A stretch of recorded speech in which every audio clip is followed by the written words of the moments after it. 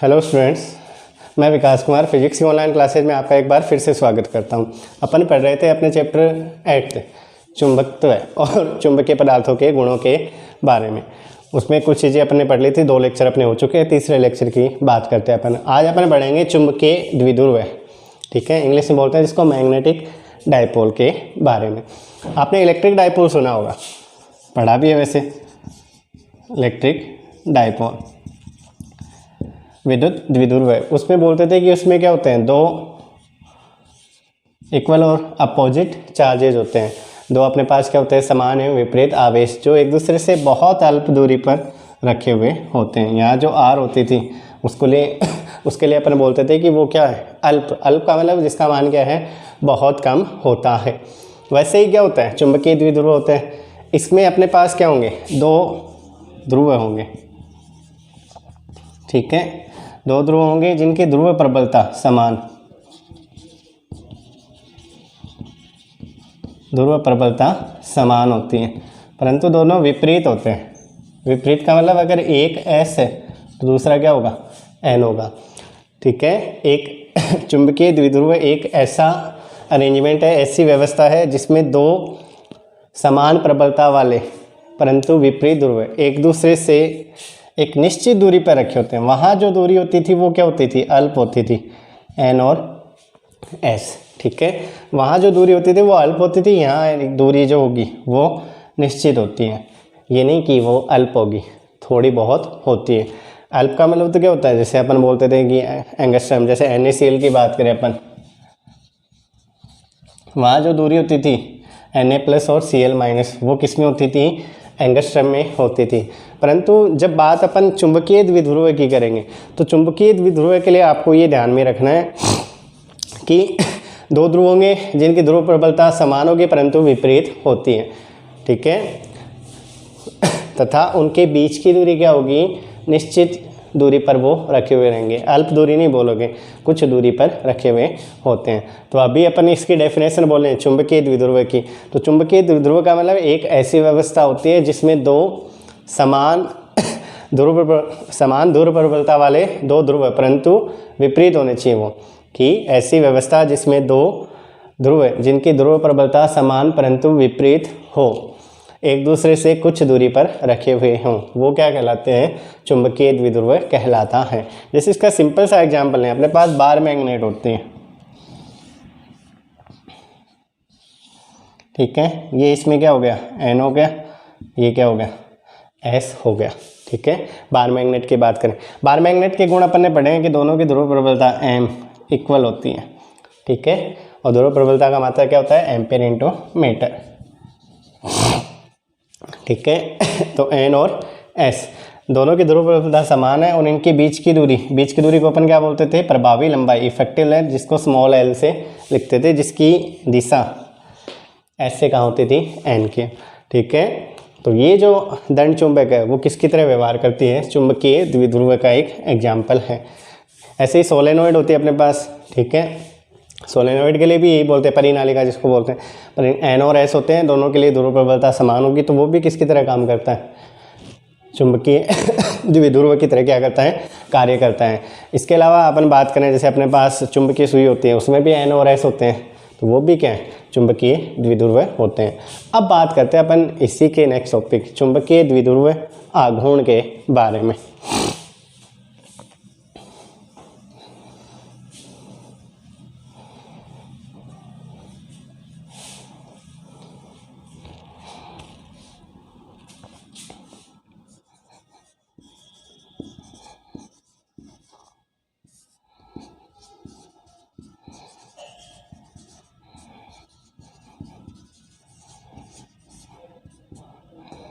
चुंबकीय द्विध्रुव आघूर्ण के बारे में।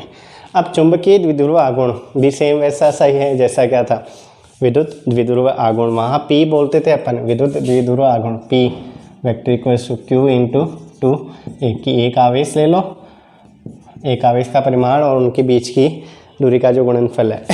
यहाँ एक बार अपन बात करेंगे कि अपन ने 7 चैप्टर में एक टॉपिक पढ़ा था, जहाँ अपने एक आयताकार अपने पास क्या था, चालक था, ठीक है, आयताकार चालक था या लूप था, उसको अपन ने क्या, हाँ लूप था, जिसको अपन ने क्या रखा था, एक समान चुंबकीय क्षेत्र में रखा था, वहाँ अपन ने बल आघूर्ण निकाला था। तो इक्वल्स टू फॉर्मूला आया था NIAB साइन थीटा, कि किसी आयताकार चालक लूप को अपन ने किसी एक समान चुंबकीय क्षेत्र में रखा, तो चुंबकीय क्षेत्र के कारण उसमें क्या होता है, बल आघूर्ण उत्पन्न होता है। उस बल आघूर्ण का फॉर्मूला टो इक्वल्स टू अपन ने पढ़ा था NIAB साइन थीटा होता है। इसी प्रकार अगर आपको याद हो तो अपन ने एक द्विध्रुव को, ये तो है टो बी चुंबकीय क्षेत्र के लिए, इसी प्रकार अगर आपको याद हो तो अपने सेकंड चैप्टर में पढ़ा था कि किसी द्विध्रुव को, सॉरी फर्स्ट चैप्टर में, या जहाँ द्विध्रुव पढ़ा उसके बारे में अपन ने पढ़ा था कि जब किसी द्विध्रुव को अपन विद्युत क्षेत्र में रखते हैं तो वहाँ उसमें भी क्या आता है, एक टो ई, ठीक है, उसका फॉर्मूला क्या था, PE sine theta. Last topic जो अपन ने पढ़ा था वहाँ अपन ने ये वैल्यू निकाली थी कि tau E equals to capital E लिख लेना, PE साइन थीटा। अगर इन दोनों की अपन तुलना करें, ठीक है, तो यहाँ एक बार देखना, P क्या था, विद्युत द्विध्रुव आघूर्ण, E क्या था, विद्युत क्षेत्र, थीटा जो एंगल था किसके बीच था, कि इलेक्ट्रिक डाइपोल मोमेंट P और E के बीच का जो एंगल था वो था। यहाँ देखना, इसको इससे कंपेयर करें, इसको समीकरण 1 दे देता हूँ मैं, इसको समीकरण 2। अगर समीकरण 1 और 2 की अपन तुलना करें तब देखो क्या होता है। समीकरण 1 और 2 की तुलना करो तो साइन थीटा हो गया, ठीक है। B ये विद्युत क्षेत्र था, यहाँ ये क्या हो गया, सॉरी B क्या है, चुंबकीय क्षेत्र, ये क्या हो गया, विद्युत क्षेत्र। It means NIA sorry B नहीं, NIA ये किसकी तरह काम करेगा, P की तरह, वर्क्स एज P की तरह क्या करता है, कार्य करता है, जिसको अपन क्या बोलेंगे फिर, चुंबकीय द्विध्रुव आघूर्ण।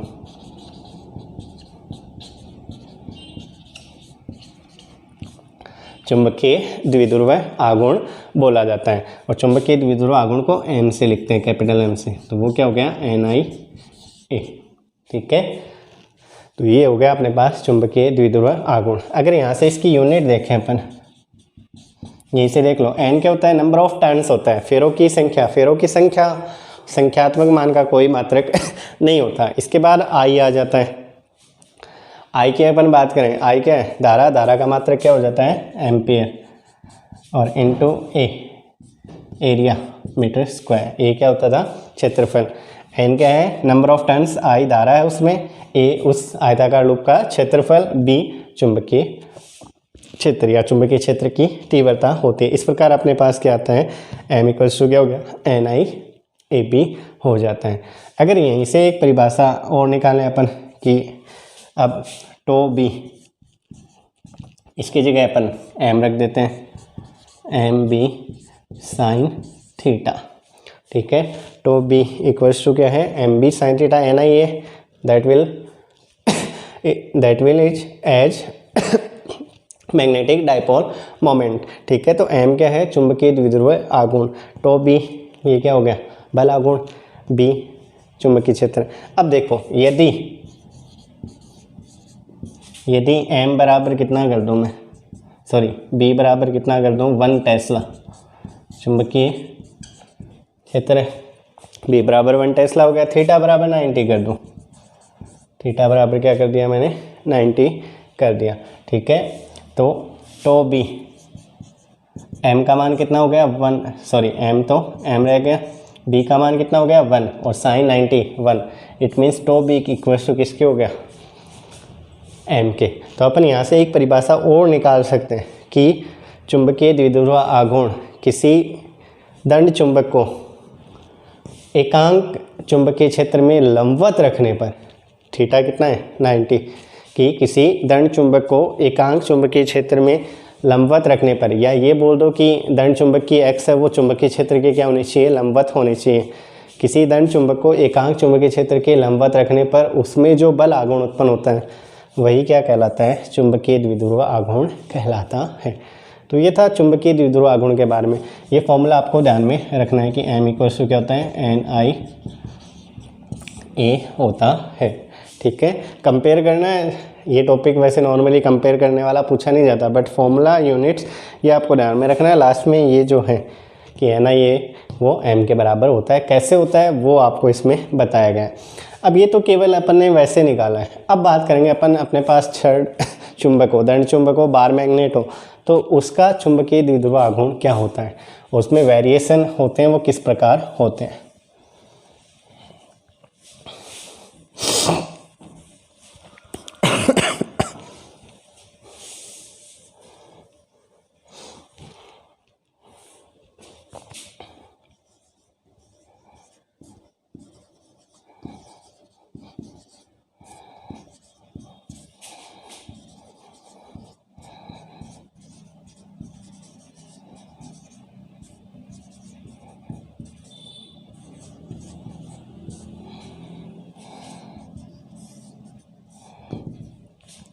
दंड चुंबक का चुंबकीय द्विध्रुव आघूर्ण। तो मान लो अपने पास एक दंड चुंबक है, ये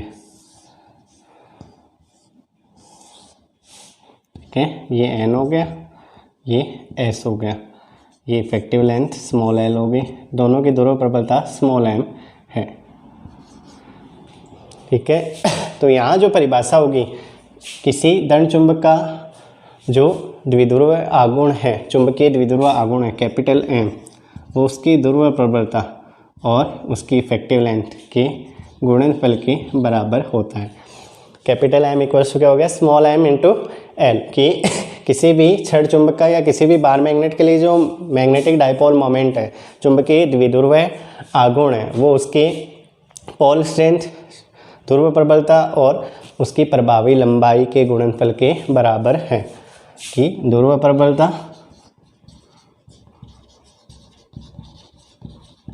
और गुणा में क्या हो जाएगा, प्रभावी लंबाई, इन दोनों के गुणनफल के क्या है, बराबर होता है। ध्रुव प्रबलता गुणा प्रभावी लंबाई, ठीक है। अब ये तो हो गए, यूनिट वही होगी, यहाँ से निकालो तो m की यूनिट क्या होती है, एम्पियर इंटू मीटर, ठीक है, और इंटू में metre, it means ampere into metre square. Dimension इसी से निकल जाएंगी, A1 L2। अब अगर अपन इसमें चेंजेज करें, पहला चेंजेज है कि दंड चुंबक को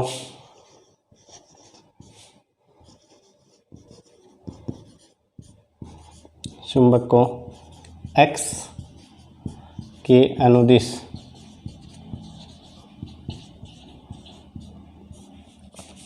के अनुदिश दो बराबर भागों में बांट दिया जाए,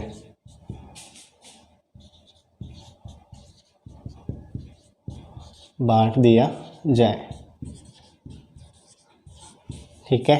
तो देखना इसमें चेंजेज कहाँ आते हैं।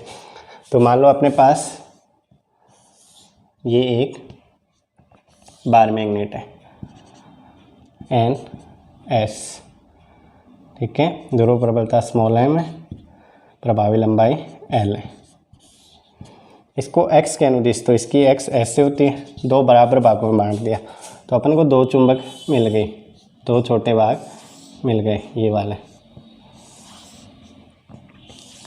ठीक है, ये N और ये S, N और S। अब यहाँ देखना, जब अपन ने छड़ चुंबक के गुण पढ़े थे, तो वहाँ आपको मैंने बताया था कि यदि उसको x के अनुदिश अपन काटेंगे, ये चीज़ आपको ध्यान रखनी है कि जब दंड चुंबक को x के अनुदिश काट के दो बराबर भागों में बांटा जाता है, तो ध्रुव प्रबलता पहले से आधी हो जाती है, m/2, यहाँ भी m/2, m/2। अब यहाँ देखना, यहाँ जो m था पहले वाले के लिए, वो तो क्या होगा, स्मॉल m इंटू L हो गया। अब जो अपन को चुंबक प्राप्त हुई, वहाँ अपन ध्रुव प्रबलता मानते हैं m डे से, तो m डे इक्वल्स टू क्या हो गया, ध्रुव प्रबलता कितनी है, m/2 गुणा लंबाई, प्रभावी लंबाई पे कोई प्रभाव नहीं पड़ा, x के अनुदिश काटने पे वो उतनी की उतनी ही रहेगी। इट मीन्स m डे इक्वल्स टू क्या हो गया, capital m/2, m into L की जगह क्या लिख सकते हैं अपन, कैपिटल m/2, तो m डे इक्वल्स टू क्या हो गया, m/2, ठीक है। तो ये था पहला। अब दूसरा देखो, दूसरा अपन काटेंगे इसको एक्स के लंबवत दो बराबर भागों में। तो ये भी जब आपको दंड चुंबक के गुण बताए गए थे, वहाँ बताया था कि अगर एक्स के अनुदिश काटते हो, इस प्रकार काटते हो, तो ध्रुव प्रबलता पहले से क्या हो जाएगी, आधी हो जाएगी, m/2, ठीक है, और प्रभावी लंबाई वही रहती है। यदि इसको लंबवत काटते हैं अपन, लंबवत काटोगे तो ध्रुव प्रबलता तो सेम रहेगी, m का मान क्या रहेगा, सेम रहेगा, बट l इफेक्टिव लेंथ पहले से क्या हो जाएगी, आधी हो जाएगी। तो ये चीज़ ध्यान रखनी है कि यदि चुंबक को इस प्रकार काट के दो भागों में बांटते हो, ध्रुव प्रबलता आधी हो जाएगी, प्रभावी लंबाई पे कोई प्रभाव नहीं पड़ेगा। यदि उसके x के लंबवत काटते हो तो ध्रुव प्रबलता पहले की जितनी ही रहेगी, प्रभावी लंबाई आधी हो जाएगी। तो दूसरी कंडीशन देखते हैं।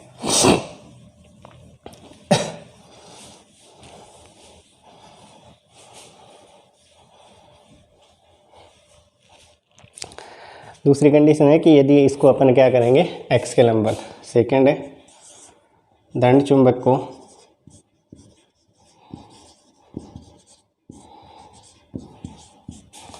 x के लंबवत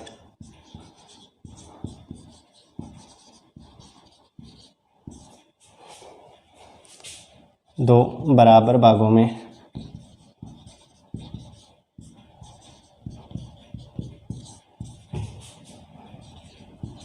बांट दिया जाए।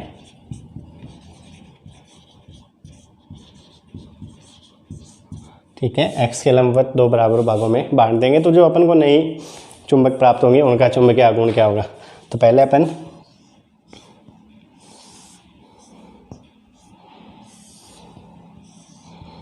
ये n और ये s, ये इसकी x हो जाएगी। काटेंगे कैसे, ऐसे।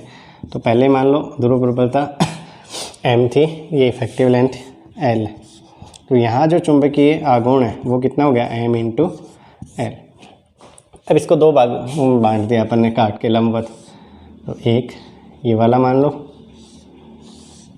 दूसरा ये वाला, ठीक है, n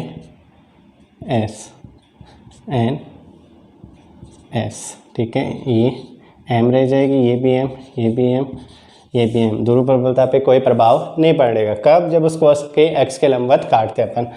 हाँ, प्रभावी लंबाई ये कितनी होगी, l/2, यहाँ भी l/2।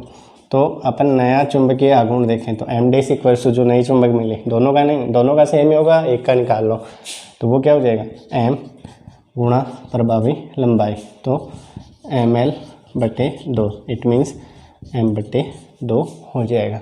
इस प्रकार अपन क्या निकाल सकते हैं, दो बराबर भागों में बांट के उसका चुंबकीय आघूर्ण ज्ञात कर सकते हैं, नई जो चुंबक प्राप्त होगी। अब थर्ड देखो,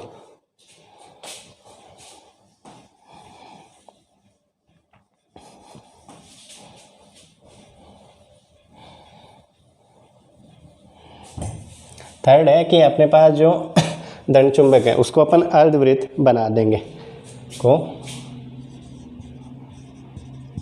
अर्धवृत्त बना दिया जाए।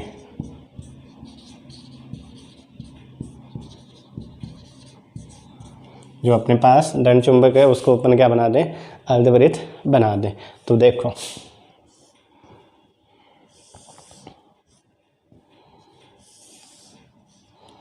ये अपने पास n हो गया, ये s, ये l हो गया, ठीक है। इन दोनों की ध्रुव प्रबलता n। तो यहाँ तो जो चुंबकीय द्विध्रुव आघूर्ण होगा वो क्या होगा, m × l। अब देखना, इसको बनाना क्या है, अर्धवृत्त बनाना है, तो इसी को अपन ने अर्धवृत्त बना दिया।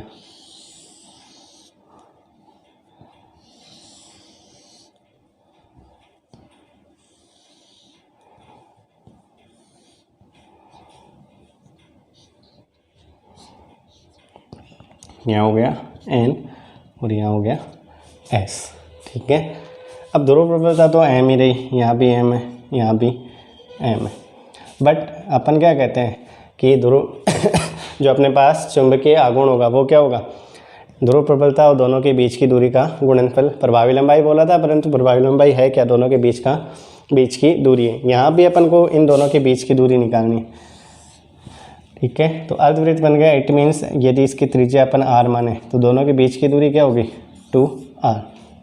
तो अपन m को गुणा करेंगे 2r से, ठीक है। m इंटू 2r होगा कि यदि अपन कैपिटल M डेज की बात करें वो क्या होगा m इंटू 2r। अब r तो अपन को पता नहीं, अपन को तो प्रभावी लंबाई पता है, तो देखो कैसे निकालेंगे। अब अर्धवृत्त है, इसकी ये क्या होगी परिधि, और अर्धवृत्त की परिधि कितनी होती है 2πr। ठीक है, अर्धवृत्त की परिधि कितनी है पाई आर। 2πr कंप्लीट की होती है, पाई आर किसकी हो गई अर्धवृत्त की। और ये जो परिधि है वो इस चुंबक की लंबाई के क्या है बराबर। इसको अपन मोड़ें तो परिधि किसके बराबर होगी, इसकी लंबाई के बराबर ही तो होगी, तो वो किसके बराबर हो जाएगी एल के बराबर। It means R equals to क्या हो गया एल बटे pi. Pi R equals to L हो गया कि इसकी परिधि चुंबक की लंबाई की क्या होगी बराबर होगी, तो पाई आर इक्वल्स टू हो गया एल, तो आर इक्वल्स टू क्या हो गया एल बटे पाई। ये मान अपन कहाँ रख देंगे यहाँ पे, तो एम इंटू 2 इंटू एल बटे पाई। एम इंटू एल ये क्या हो गया कैपिटल एम, तो 2 कैपिटल एम और बटे पाई। ठीक है, अब वहाँ तो आधी हुई थी, यहाँ अपन क्या बोलेंगे 2/पाई। इट मीन्स इसका मान 1 से कम है, तो यहाँ भी जो अर्धवृत्त बनाने के बाद जो चुंबकीय आघूर्ण का मान है वो पहले जो चुंबकीय आघूर्ण होता है उससे कम होगा। ये चीज़ आपको ध्यान में रखनी है। ठीक है, इसी में लास्ट है अपने पास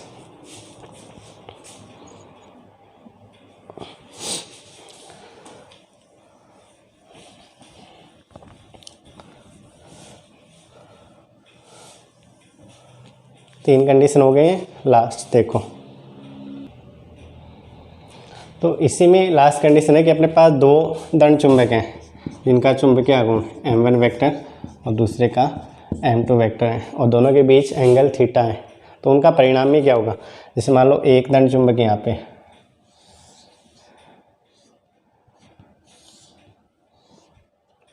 ठीक है, एस एन मान लिया। अब एक चीज़ और, m का फॉर्मूला अपन ने पढ़ा है कि m इक्वल्स टू क्या होता है कैपिटल M इक्वल्स टू क्या होता है स्मॉल m इंटू एल। अगर वेक्टर फॉर्म लिखो तो l के ऊपर वेक्टर आता है क्योंकि l वेक्टर है जिसकी दिशा s से n। तो पहली जो है उसके लिए अपन मान लेते हैं कि ये m1 की डायरेक्शन हो गई m1 वेक्टर की, दूसरी यहाँ पे ऐसे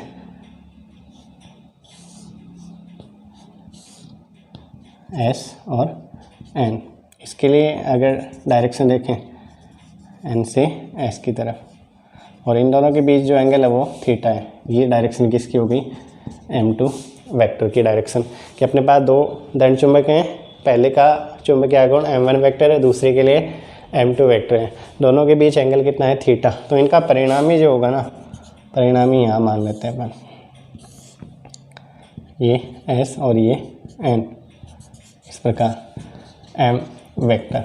तो परिणामी जो होगा, तो ये दो सदिश हो गए, दोनों सदिशों के बीच कोण कितना है थीटा, तो दो सदिशों के बीच कोण थीटा हो तो उनका परिणामी क्या होता है अपन पढ़ गए हैं ना, आर इक्वल्स टू क्या होता है √p² + q² + 2pq cos theta. यही वाला फॉर्मूला यहाँ लगेगा कि m इक्वल्स टू क्या हो जाएगा m1² + m2² + 2m1 m2, इस प्रकार आ जाएगा। और आगे क्या आएगा cos थीटा, ये वाली वैल्यू आ जाएगी।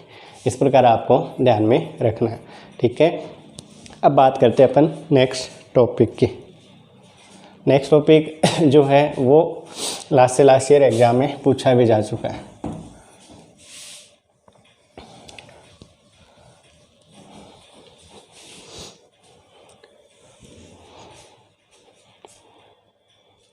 नेक्स्ट टॉपिक है अपने पास कक्षीय इलेक्ट्रॉन का चुंबकीय आघूर्ण।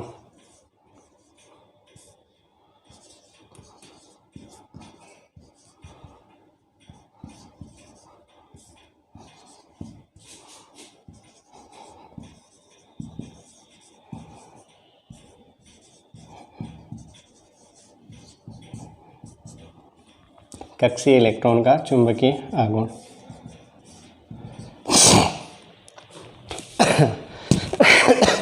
तो अपने पास मान लो एक ये किसी भी नाभिक के चारों ओर कक्षा है जिसमें एक इलेक्ट्रॉन वृत्ताकार गति कर रहा है। इसकी त्रिज्या अपन मान लेते हैं r है। इलेक्ट्रॉन की जो कोणीय चाल है, कोणीय वेग है वो ओमेगा, और जो रेखीय चाल है वो कितनी है, v है। ठीक है, इसका आवर्तकाल अपन मान लेते हैं कितना है, कैपिटल T, कि कैपिटल T समय में ये क्या करता है, एक पूरा चक्कर कंप्लीट कर लेता है। टॉपिक ईजी है बट ध्यान में रखना है।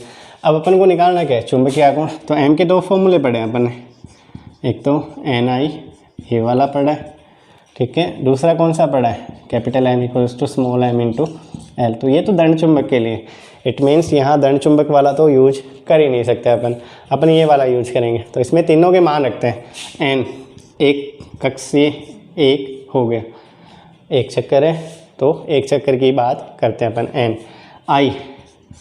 I बराबर क्या होता है, q अपॉन स्मॉल t।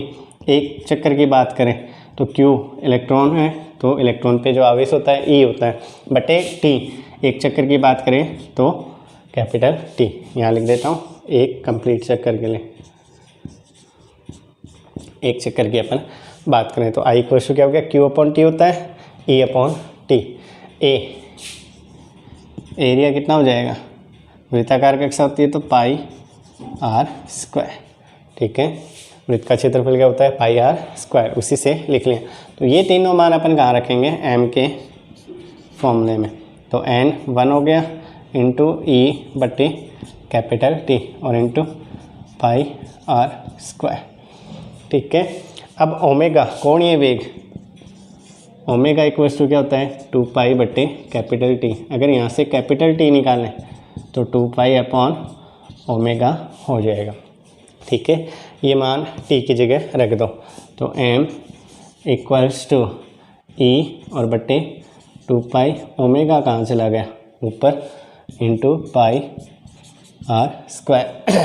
पाई से pi cancel out, it means m का फॉर्मूला क्या आ गया अपने पास, E ओमेगा आर स्क्वायर, एक बट्टे दो भी साथ में E ओमेगा आर स्क्वायर। इसको कैसे लिख सकते हैं अपन, एक बट्टे दो E ओमेगा आर और इंटू आर, आर स्क्वायर को आर इंटू आर लिखें, ओमेगा इंटू आर। V का फॉर्मूला क्या होता है, ओमेगा आर। कोणीय वेग और रेखीय वेग में अपन संबंध पढ़ चुके हैं 11th में 2 बार। तो m इक्वल्स टू क्या हो गया, एक बट्टे दो E V। तो ये जो फॉर्मूला है ये आपको इलेक्ट्रॉन के किसी भी कक्षा में के लिए इलेक्ट्रॉन की किसी भी कक्षा का चुंबकीय आघूर्ण बताता है, जहाँ E इलेक्ट्रॉन का आवेश है, V रेखीय वेग है, R उसकी त्रिज्या जिस कक्षा में वो क्या कर रहा है, गति कर रहा है। इस प्रकार ये अपने पास क्या हो गया, इलेक्ट्रॉन का कक्षीय वेग हो गया। इसके बाद कुछ न्यूमेरिकल्स हैं बुक्स में, आप देखना और उनको करने की कोशिश करना, जितने न्यूमेरिकल हो जाए उतना फ़ायदा है। अब नेक्स्ट में अपन बात करेंगे दंड चुंबक के एक्सपर और निरक्ष चुंबकीय क्षेत्रों के बारे में। वो टॉपिक सेम वैसे हैं जैसे अपन ने द्विध्रुव की एक्स और निरक्ष पे विद्युत क्षेत्र निकाले थे। ठीक है, तो उनकी बात करेंगे अपन नेक्स्ट लेक्चर में। Till then take care, thank you.